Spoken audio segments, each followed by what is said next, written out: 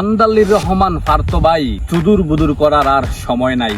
বিএনপির দলে থাইকা আওয়ামী লীগের দালালি মনে করছত বাচ্চা যাবি। ফারতো ভাইয়ের একটি ছবি ফেসবুকে দেখে আমি মনে করলাম উনি হয়তো বউশ্বাস থেকে উঠে এসে সংসদে বক্তব্য দিচ্ছে।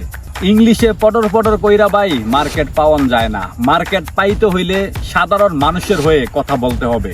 আমার বাড়ি তো ভাই আমি ইংরাজি কুত্তা পালি, আমার কুত্তা খেউ খেউ করে। অনেকে মনে করে না ইংলিশে কথা বলে, আসলে কিন্তু ইংলিশে না, ওর স্বভাব চরিত্রই এটা। ইংলিশে কথা বলে সাধারণ মানুষকে আর বোকা বানানো যাবে না। জুলাই আন্দোলনের আহত যোদ্ধারা যারা অতিথি প্ল্যাটফর্মে থেকে আপনার কথাটি শুনতেছিল, যারা এক সময় আপনার পক্ষ হয়ে কাজ করতো, যারা এক সময় আপনার গুণগান গাইতো, তারাই আজ সংসদে আপনার বক্তব্যের বিরোধিতা করে ভুয়া ভুয়া স্লোগান দিয়ে সংসদকে উত্তাপ করে তুলেছে। তাহলে এবার চিন্তা করেন আপনার নৈতিকতা কতটা অদনপদন হয়েছে। বিএনপির যারা আপনার সঙ্গে হাততালি দেয় টেবিলে সংসদের ভিতরে, তাদের উদ্দেশ্য বলি, আপনারা যে আন্দালির রহমান পার্থ সাহেবের কথা শুনে হাততালি দেন, আরে ভাই একবার তার কথাগুলো নিজের বিবেক দিয়ে চিন্তা করেন।